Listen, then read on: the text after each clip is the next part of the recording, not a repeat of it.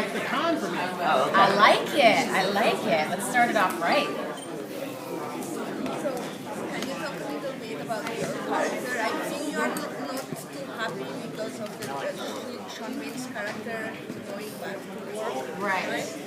So I played a character named Crystal McGuire, and one of the things that really attracted me to the show, and that made me want to be a part of it, was it was a chance to play a woman who had chosen her career and the passion for her work over a family and living kind of more of a normal life. She's someone who thrives on putting herself almost in the line of fire, but by doing that, she believes in following her instinct. And she believes that if you follow the rules, there's less chance of mistakes. Sean's character, Martin, is completely the opposite. He is all about instinct, do what you have to do, and within that, it really creates a conflict between the two.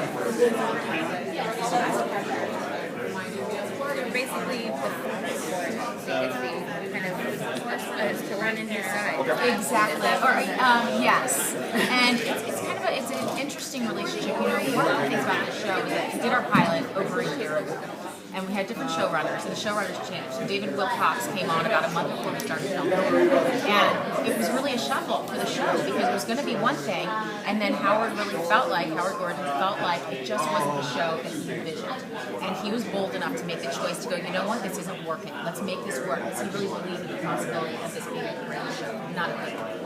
And so David came on, and they started writing these episodes, and they've been able to intricately weave this incredible story. But it kept us on our toes. You know, our scripts are coming in the night before, and that's really challenging when you're doing a drama where you really want to try to create nuanced performances. But in the end, we pulled it off, and I'm hoping that the show gets a chance to really have some legs, so that, you know, my dream is to get my stack of 9 scripts before we start filming. And I was promised that once, so I'm holding out hope for next season.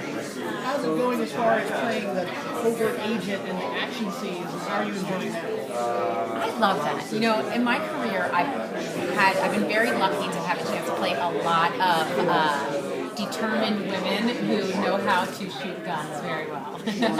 And so, you know, I always brush up on it. I was able to work with an FBI agent and do some really incredible undercover work with him in the way of like helping him about how he would, you know, approach different situations.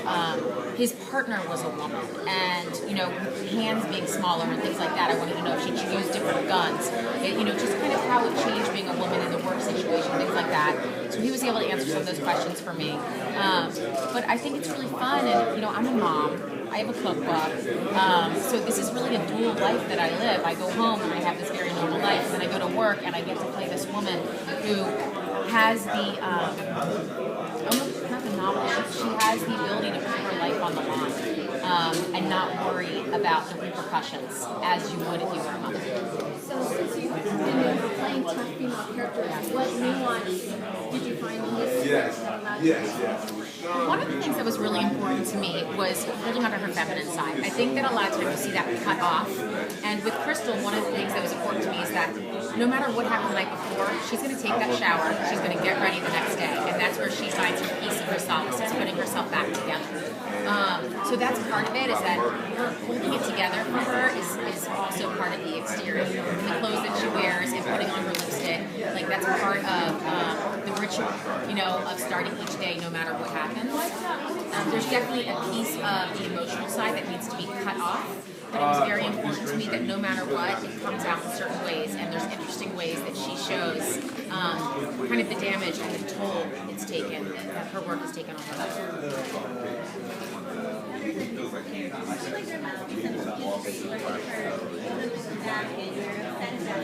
Right. Yeah, it was. I mean, we've been interesting chemistry, and I love working with Sean. You know, you have to pull things out of him.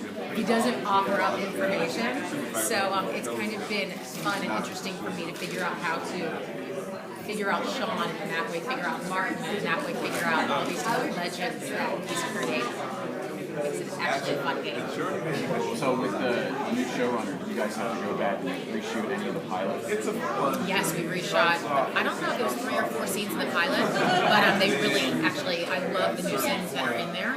There's one new scene specifically that's in there, where we're in kind of a safe house that I love. That that really, it brings, one of the things with David is that he wants to show the emotional side of it. He wants to show the toll it takes. And if it just becomes about telling the story and about exposition and about that kind of stuff, then you really lose what I think attracts people to a show. And especially as an actor, which makes me excited to be able to be part of something.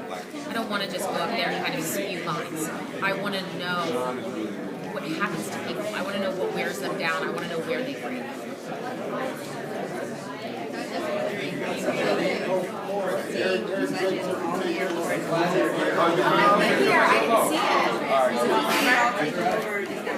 So great. I'm really excited to be on TNT. At first, when I read the script, I had some shows on TNT, but I was like, I like to be on things that are a little darker, a little edgier, kind of push the envelope a little bit. And one of the things that Michael Gray is doing with the last year with our show is that they're taking a chance of kind of breaking the mold of it a little bit, pushing it a little more.